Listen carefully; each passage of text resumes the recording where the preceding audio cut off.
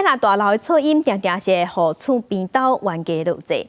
高雄美术馆特区就有一栋大楼，住伫楼骹住户指控大楼顶的拢无咧管囡仔，啊，搁有这互囡仔乌白走、乌白跳、乒乒乓乓，互因噪音真严重。路尾就提出告诉，要求楼顶的爱赔30万。验过这政主委有做过实验，发现讲这声音无一定是对楼顶来的，嘛有可能是对别层楼传过来的。加上证据无够，所以法院判这个楼骹败诉。拖椅啊、拍球、行耍，这声音有当时啊，若伤济就会变噪音。高雄美术馆特区这栋大楼5楼的住户，即日6楼登记有在囡仔伫厝内乌白撞，制造噪音，提告讨赔30万。不过煞告诉，不能排除原告在5楼住家所听到的声响，究竟是来自于楼下3楼、4楼住家，亦或楼上6楼、7楼住家的可能性。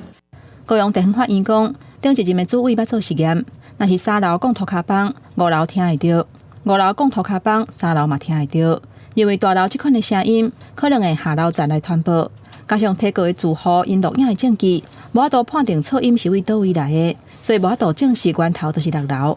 洗澡的声音啊，或者是一些日常就是生活作息的声音，他们有听到。就我这边居住了，已经算第6年了吧。平常其实我是没有听到什么噪音啊。这栋大楼起好已经7年，现任的主委讲，两家伙的纠纷已经有3、4年，当透过其他的管道互双方协调。不过，嘛有住户认为讲，这栋大楼隔音算袂歹，无真正听到噪音。缓冲性的材料，如地毯、地垫，或者是有一些专利的产品，他们的确可以有效的阻绝那个声音的传递，而且效果也不错。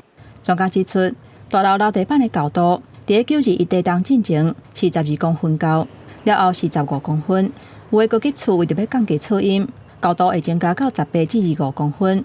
一般的家庭要预防噪音，买当安地毯，而且住户若是共同注意声音的大小，效果会更较好。记者综合报道。